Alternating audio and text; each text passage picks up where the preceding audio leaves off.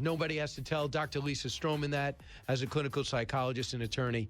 Dr. Strohman, welcome to the Brian Kilmeade Show.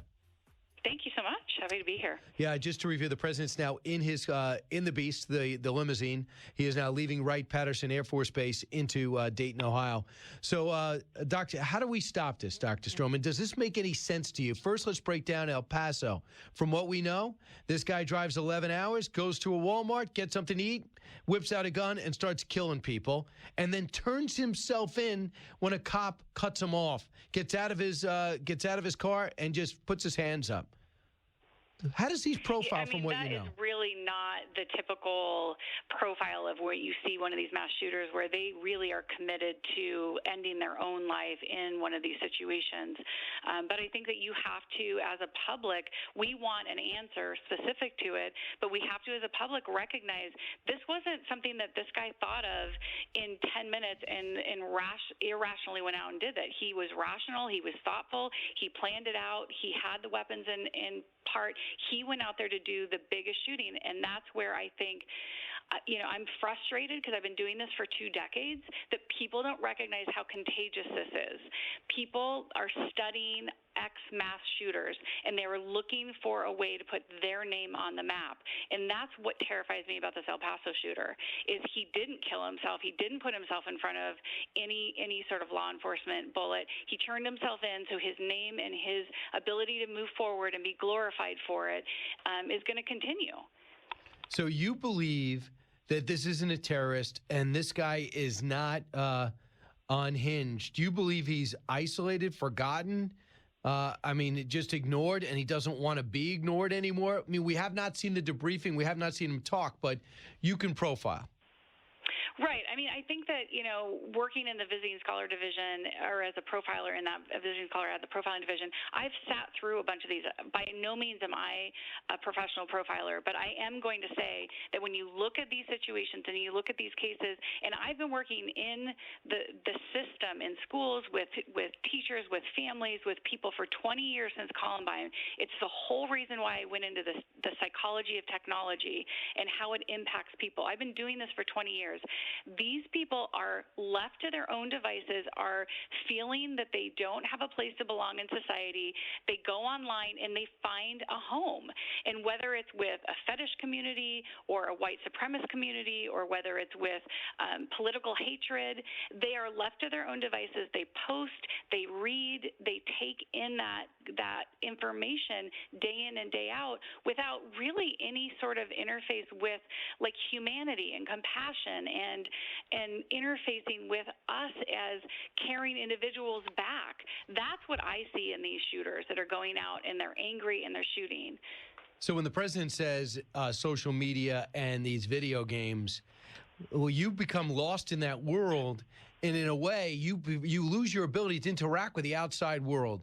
I just saw a study that said millennials, only 22% say they have a best friend, that most people feel totally isolated. We have the highest rates of suicide in kids under the age of 18 in history. We have all of these millennials going in, and what I think that we started out with is thinking that social media was going to make us all super social has really created these silos of communities. And honestly, if you go into any campus across the U.S., even in the UK, even globally, if you go out and you look at a lunchroom with these kids, it starts there. They're not talking to each other. They're sitting in front of their device and they're posting and consuming things that are online, and they're not connecting. That's why they don't have friends. So there's really no ability. Why would you care about someone if you're going into a Walmart if you don't know how to connect to others? And that's what frustrates me. I'd love a seat with the president, because he's asking the tech industry to come in and answer this. He's asking the video game producers to come in and answer that. Those are the wrong people to have at the table. Right? And the people that need to be at the table are the people that are actually in the weeds with these kids, seeing what's happening. And once we get that to happen, then I think that we can get some solutions on board. So you believe the people that are dealing with the kids and analyzing, let's say a client of yours who came to see you because they felt isolated, you'd be somebody that would help solve this problem that's becoming an epidemic? I could be. The issue issue is, if I put my legal hat on, because I'm not a typical just psychologist, if I put my legal hat on, people in my field who see clients and see kids, for instance, I had a kid that came in and I said, what are your issues? He was very disturbed, had circled homicidal. I said, who have you thought about killing? I haven't decided yet. My hands are tied as a professional. I have no ability to report that. I have no ability to do anything under ethical guidelines and professional guidelines and legal guidelines because there's not an identified target. So if you have, that's where legally we have to go in and we have to change the rules. And that's why the nuances of these red laws are so important to have appropriate people at the table, because this is more than a First Amendment right.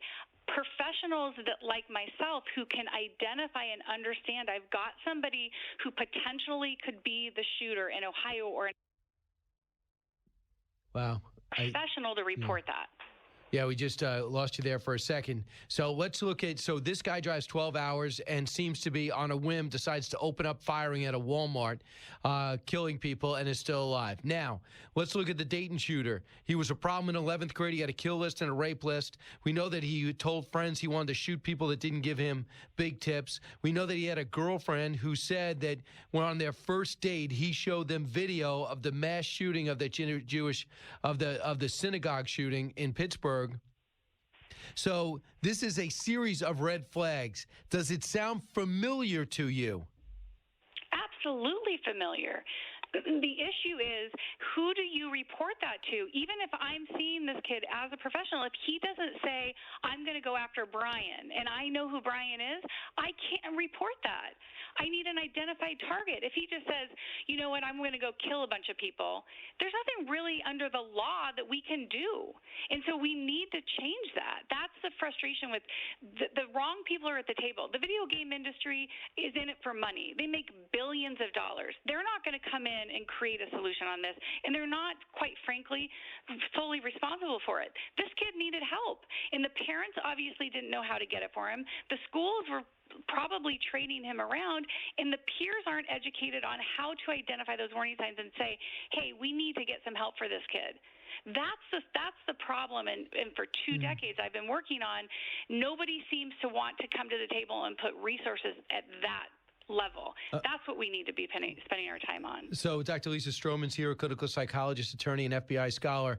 Dr. Strohman, so when people say there are things we do that are triggering these isolated individuals, usually young males, to act, are we doing something in general society where you and I aren't dangers?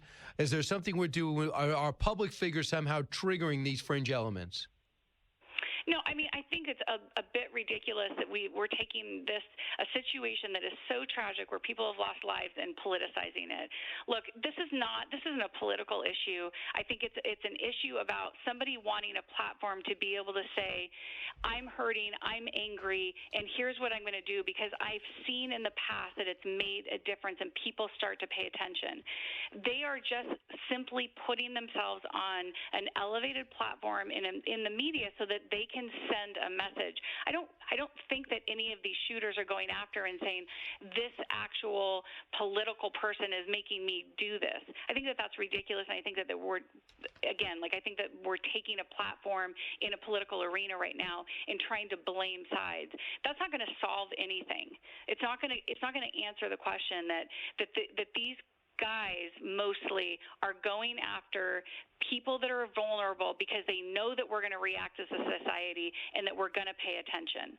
We have to go to the etiology and the reason why, and we have to solve that, not start pointing fingers at people. Well, do you see this getting worse as years go by? Do you think that people who are on the fringe see the attention that the shooters in Dayton and El Paso are getting and are more likely to act today than they would be before last weekend? It's absolutely going to get worse. I mean, if you look at the amount of content online that is what I would call loosely radicalizing these guys and showing them that this is a good way to go through if you're going to make a message, and it starts back really when Klebold and Harris did it back in the day, and you've got 20-plus years where these guys are following it, there are certain forums and places where these guys can follow it. And then you have shows like 13 Reasons Why that is glorifying school shootings in Season 3. And I'm standing at the top of the mountain screaming and saying, look, we are causing this to happen over and over again because we're not paying attention to where these guys are. We don't have enough internet crimes officers out there to be able to manage it. Nobody's talking about that. I work with ICAC, Internet Crimes Against Children units all over the nation. There are not enough days, hours, minutes in the world to address the amount of content out there that is a real threat. So we have to, as a society, stop looking at how do we blame a politician or how do we blame rhetoric and really go back and say, all right, how do we put resources towards finding what they're posting? And that's where I get really frustrated with the tech industry because they have the ability to do it. I know they do because I can look up a pair of boots and I get advertised for it for 2 weeks. You cannot tell me that same tech industry cannot identify and flag people that are looking up this kind of content and give us a heads up. Yeah. That's what's so frustrating. That's a great point, and you're someone who knows this stuff. You know, they did a study. FBI examined 63 active shooters who opened fire between 2000 and 2013.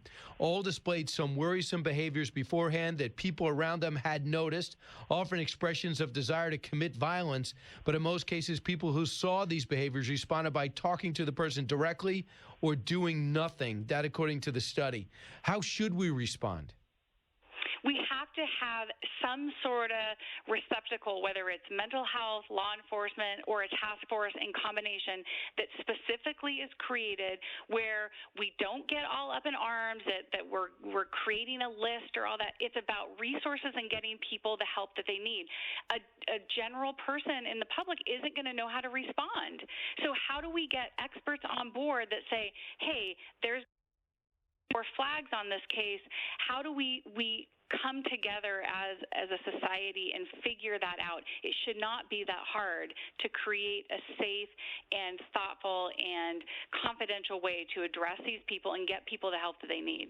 All right. Dr. Strohman, we've got to have you back. Sadly, we're going to need you back, but I also want to continue to reflect on this and stop this because everybody listening right now, Republicans and Democrats and in between, want to stop it. But you don't want to punish the wrong people, like law-abiding citizens who maybe want to have a gun and go hunting and make their life miserable, or have some spouse who wants to get back at their ex by saying he's dangerous and stopping him from having his own weapon or protection or shooting, go to a shooting range. So you just worry about people abusing the system.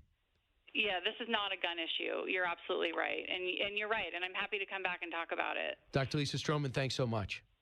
Yes, of course. When we come back, Martha McCallum joins us, but most of all, you'll join us, 1-866-408-7669. The president's in Dayton. There are protesters there and more. We'll cover it all.